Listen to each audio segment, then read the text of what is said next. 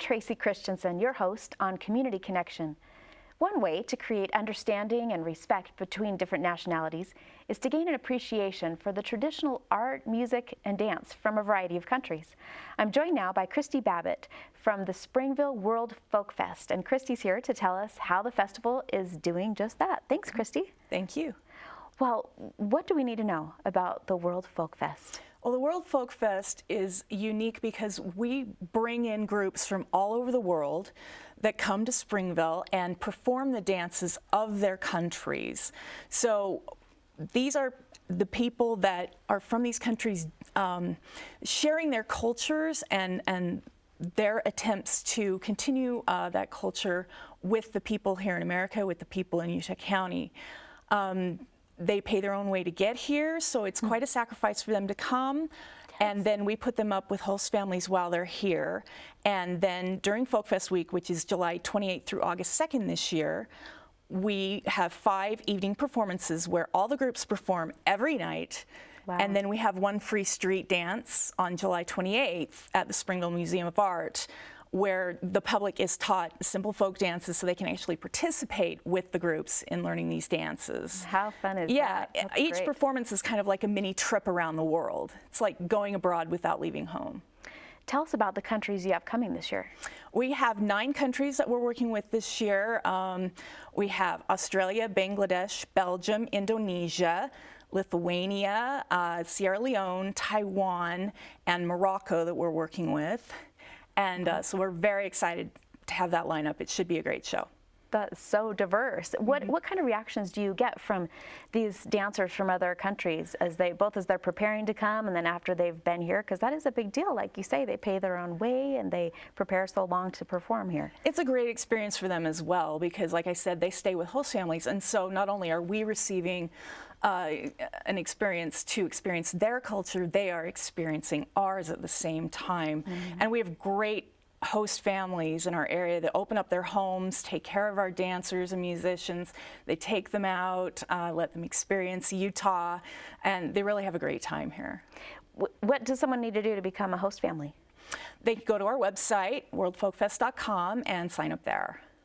That would be a neat experience. It's very neat, yeah. So for those who haven't been to the Folk Fest, what else can they expect to find besides the great dancing?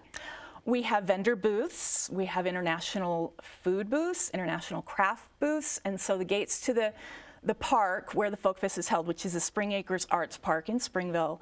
It's an outdoor venue. Gates open at 6 p.m. every night, so you can go, you can have dinner, you can walk around and see the crafts, and we also encourage the dancers to mingle with the crowd. And so if you speak a foreign language that's from a country that's represented, we want you to meet with those dancers, and you can see they bring the authentic costuming from their countries. It's very colorful, so beautiful costuming.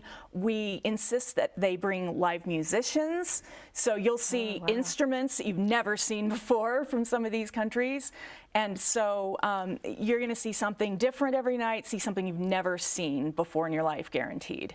Fun and educational. And do you find that in this area, because so many have traveled out of the country and spent time living in other places, that they really do come and seek out those different groups and say, hey, I could practice my language? And yeah, we do. We have people that come that have served LDS missions that, you know, want to see the people from those countries where they were at.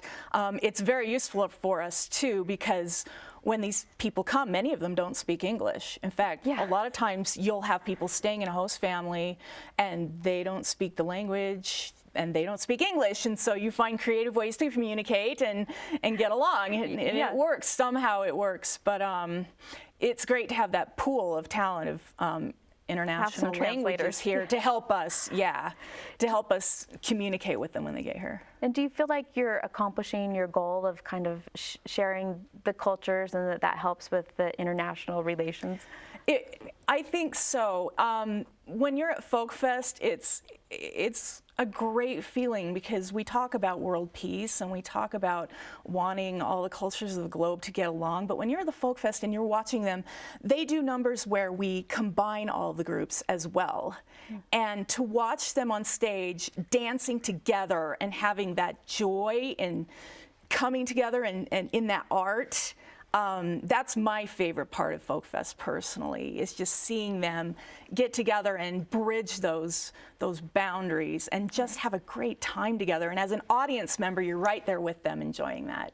Well, thank you for bringing it to us, and thanks for coming today to you. share about it. Here at 11, our goal is to act as a bridge between our viewers and what's going on in the community. To learn more about the Springville World Folkfest, please visit KBYU11.org and click on the Community tab. Thanks so much for being with us today. Please join us again on Community Connection.